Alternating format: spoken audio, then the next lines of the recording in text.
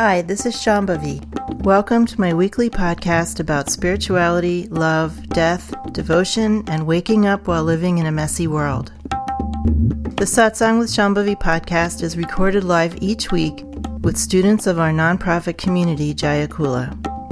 For more information and to find out about attending a satsang, visit jayakula.org. Thanks for listening. Much love to you, wherever and however you are.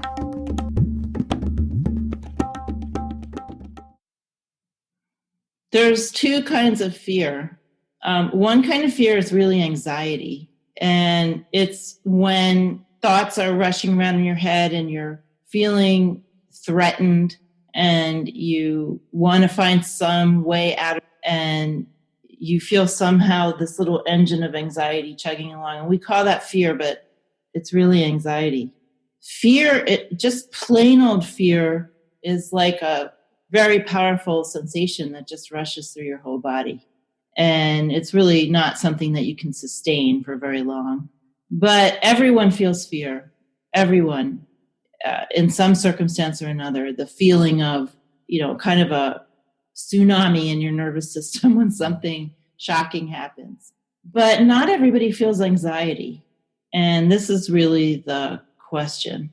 Anxiety, for instance, during this time would cause us to just continually, incessantly read articles about coronavirus and look at every news show possible and try to find some answer that we can hold on to and something we can do to control the situation. That's anxiety. Anxiety is looking for control.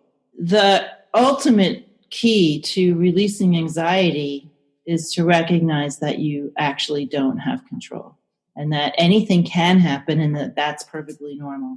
There was Jetsunmun Tenzin Palmo said something that I often quote. She was the first or second European woman to become a Buddhist nun in Tibet. And she was having a hard time. So she really loves to meditate. And as she said herself, if it were up to her, she would just spend her whole life meditating. But her mandate, I guess, from her teachers, I don't really know where this mandate comes from, but she feels she has been instructed to start a school for nuns, and which she's done. And it's been going for a long time. And it's very, very difficult. I mean, instead of meditating, she has to go all over the world and raise money for this nunnery and do a whole bunch of things that she obviously gets joy out of it, but it's not her first choice.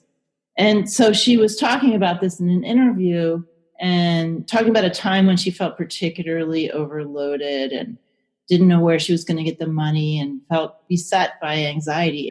And then all of a sudden she remembered, hey, this is samsara. What do you expect? Things are difficult. So anxiety has to do with when we have expectations and we're trying to control things to go a certain way. We have to recognize that we can only do our best. You can only take care of as best as you can. You can only take care of your body as best as you can, in a circumstance like this. And after we have done our best, as we are doing our best, the release from anxiety is to let go of the idea that if we did better, we could fix the situation or make it come out so that children never die and people never get viruses and things like that. We don't actually have control over that. So the medicine is kind of counterintuitive, but it's to recognize that we're living in a world where anything actually can happen. And that's just the way it is. So the anxiety is just like a chugging engine looking for some way to control an outcome. The other thing that we can do when we feel anxiety is very, very basic. Take care of grounding our prana, seating our energy, seating our breath so that our nervous system can calm down.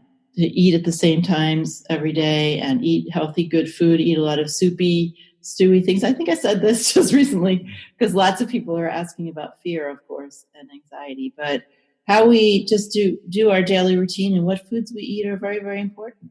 Following, if you're into it, following Ayurveda or following the dietary advice of Chinese medicine and how to seat inner winds, how to let our winds calm down and get in their proper place. Doing pranayama is also really great, especially really simple things like nadi shodhana, nothing too fiery or effortful. Anything we can do to calm our winds and smooth our winds. Doing self-massage or getting massage, especially with a lot of downward strokes, doing abhyanga, self-massage with warm oil. All of those things are going to be relieving of anxiety. One of the things that happens when people are anxious is that they want to perpetuate anxiety. So often there's some resistance to doing things that are going to calm you down, because anxiety is really your hedge against the free flow of reality. And there's this sense that if you're being anxious, then you actually are controlling something. And if you let go of anxiety, you feel a kind of sense of free fall. And you just have to get through that, understand that you're good. If you do more measures to calm your inner winds, seat your prana, smooth yourself, ground yourself with warm, nourishing food.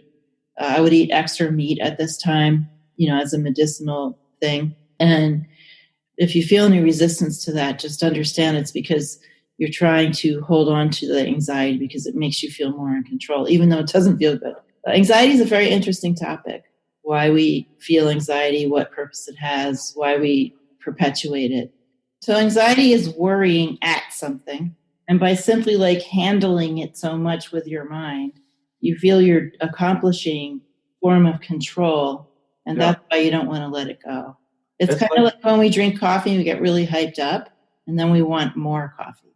So if we want to be skillful in circumstance, we have to relax. We are never skillful when we're operating in a state of anxiety or urgency or any of the hot emotions or anything like that. Real skillfulness comes from very profound relaxation. It has a cool, as I said last night, very cool Salmia-like quality, moonlight coolness.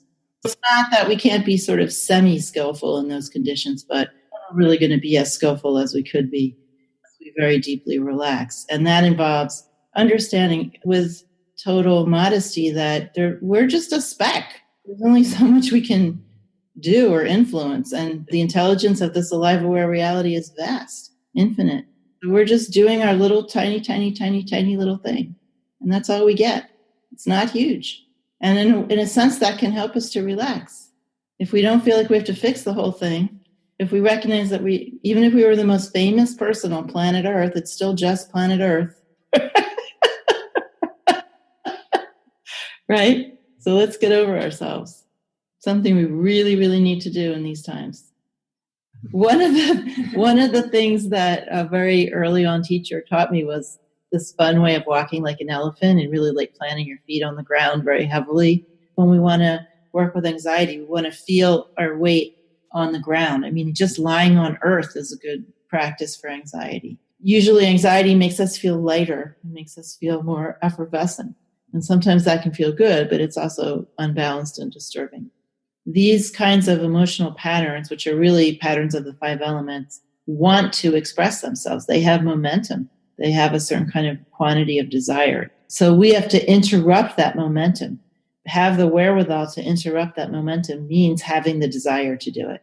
And that's why I say my main tactic is to remind myself, it's just recognizing what you really want. What do you really want in your heart of hearts? That always brings me back. Or I just think of Ma, my guru, Anandamayi Ma. I just think of her and she's like, smooth out. But we have to want to do that first, right? We won't do it if we don't actually want to do it. So desire is first and foremost. And then I've learned something that was not taught to me, but I learned it over years patience is just an incredible power. Things happen in their own time, and learning how to go with the time instead of rushing or being stagnant, finding that feeling for the time and going along with it is a huge, if not the aspect of being skillful in life. Patience is key, like feeling for the right time and not acting too soon, not speaking too soon, not rushing in, not trying to push ahead. I've learned that very painfully over many, many, many, many years. And it's a great power. I really appreciate it now. So if we feel our limitation, we feel our life is not what we want it to be, we have various challenges, and some people have very serious challenges, and some whole groups of people have very serious challenges. What step can I take next to bring more freedom into my life? Maybe it's a very limited step. Maybe it's not. There's a wonderful hexagram in the Joey, which is a divinatory text related to the I Ching, where it describes the condition of a person in a pit. And there's very different experiences of the pit. Sometimes the pit is shallow and you can easily climb out of it. Other times the pit is deep, but you have friends who come and help you to get out. And then other times the pit is so deep and the only thing you can do is try to make yourself as comfortable as you can in the pit. So I want to understand a few things. If we just rail against the pit, that doesn't really help our situation at all. And of course, if we have imbalances in the 5 elements, it's not easy to stop struggling in a way that's not effective. So we have to look to how the 5 elements are showing up first before we can be as effective as possible. But every situation is workable. There is a way to take positive steps in every single situation, even if those steps are very, very small and not as life-changing as we wish they would be. I mean, the number one step we can take in any situation is to keep doing spiritual practice, or even to use, if we have this capacity, every circumstance that we're in as practice. This is what, for instance, some of the Tibetan lamas did when they were incarcerated in Chinese labor camps. They didn't have enough food. They were exposed to the elements. They had to do hard labor. Everybody around them was starving. They were beaten. And I mean, these are extremely difficult circumstances. Even in one of the most difficult situations a human being can be in, they kept practicing and they tried to use everything that happened as an aspect of their sadhana to bring all of those very hard circumstances onto the path, to see their real nature, to work with them as practitioners. So we can do this in every situation, and that is a very powerful gesture, and it's a very powerful way to live. And at the same time, part of that is recognizing that there's nothing wrong with the circumstances that we're in. We may be uncomfortable. We may feel a lack of freedom. We may feel hemmed in and put upon. But on the cosmic level, there is nothing wrong. This is simply a circumstance. It's a circumstance of human life, and it's completely natural and completely normal. And our job is to just work with it as practically as we can to find the open door. So this is a phrase from divination. Every situation has an open door. It doesn't mean we can escape every situation as quickly as we would like, but we can always find something to work with in that situation.